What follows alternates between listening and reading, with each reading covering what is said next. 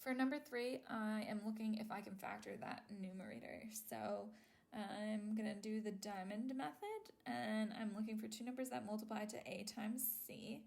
A times c in this case is -6, and add up to b, which is +1 in this case. -6, that's 3 and -2, multiply to -6 and add up to 1. These numbers are not going to tell me, these numbers do not tell me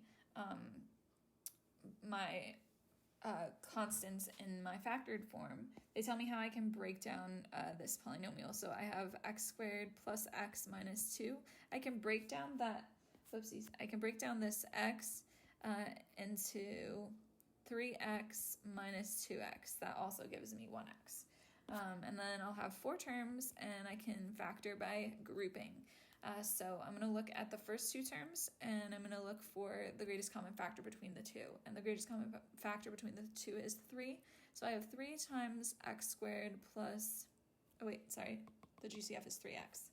So I have 3x times x plus 1. And then for the second group, I can take out a -2. So I have -2 times x plus 1. And then I can see that I have both of these things have a factor of x plus 1 in common, so I can add their coefficients together. So 3x plus -2, or 3x minus 2, that's how many of x plus 1 I have. So that's my factored form. So I have 3x minus 2 times x plus 1 all over 2 times x plus 3 when I factor. Doesn't matter at the bottom though. So I'm looking for wholes. Wholes are things that cancel. Nothing cancels, so none. Vertical asymptotes I'm looking for next. That's when the denominator is equal to 0. So I have at x is -3. Circle which one this graph has, a horizontal asymptote or oblique asymptote. Oblique asymptote is just another way of saying slant asymptote. So I know that in this case I have a slant asymptote since I have my highest power in the numerator is 1 more than my highest power in the denominator. I know I don't have a horizontal asymptote. A horizontal asymptote doesn't exist since it's top heavy. So I have a oblique asymptote. I have a oblique slant asymptote. That's not a circle, that's a square. So there we go. All right. And then the end behavior will be the limit as x approaches positive or negative infinity of f of x, and I need to find what that is. So I need to find what's the horizontal asymptote. Y is equal to what? What line is the slant asymptote? And so what I need to do in order to find that is I need to do long division. So I'm going to long divide the top by the bottom. I have 3x squared plus x minus 2 divided by 2x plus 6. And so I'm asking myself, what do I have to multiply 2x by to get 3x squared? And that is 3 over 2x. So 3 over 2x. And then when I multiply 3 over 2x times 2x, I get 3x squared. And then when I multiply 3 over 2x times 6, I get 18 divided by 2, which is 9. So I get 9x, and I am subtracting this. So when I subtract, I will end up with x minus 9x, which is -8x. I bring down that -2.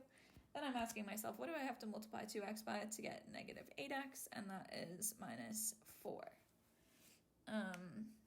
So I have the equation for my slant asymptote is y equals 3 over 2x minus 4.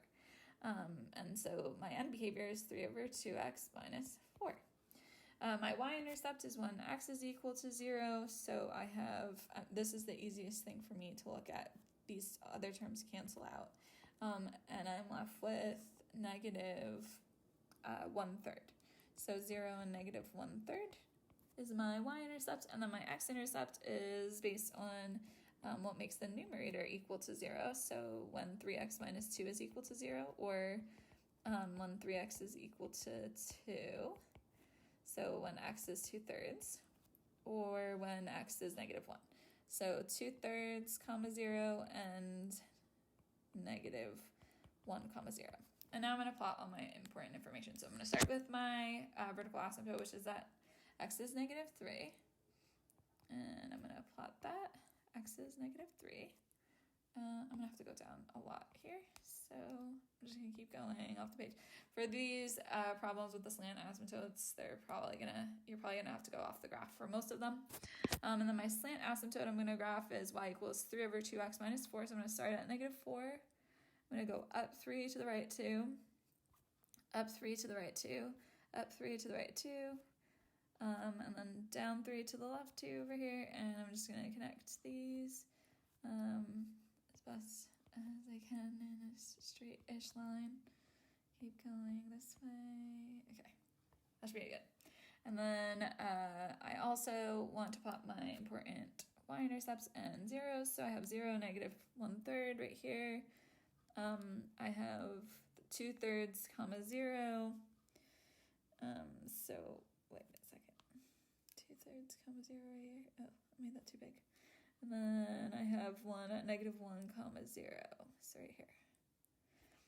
So I know what the middle is going to look like. I know I have to be connecting those points like that. And then as I go to the right, I'm not going to be turning around because I don't have another x-intercept. So I should be going to the right. And then since this is my rightmost piece, I know that I am going to be approaching that slant asymptote. As I go to the left, I'm going to be approaching that vertical asymptote. So that's what my graph's going to look like on the right. Did I have a hole?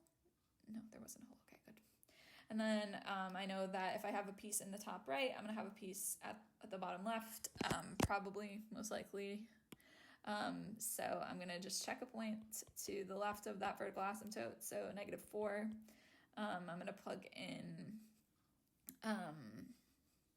f of -4 here. So I have 3 times -4 is -12, -12 minus 2 is -14. Then I have -4 plus 1 is -3, all over 2 times -1. So that gives me, and I'm going to use my scientific calculator for this since we're not allowed to use a graphing calculator. 14 times 3 gives me 42 divided by -2 is -21. So I have -21 here. That doesn't fit on my graph, so this isn't to scale, but it's somewhere down here. And then I am going to draw as I go to the left, I know I'm approaching, my end behavior is approaching that slant asymptote. And then as I go to the right, I'm approaching the vertical asymptote. And that's my graph.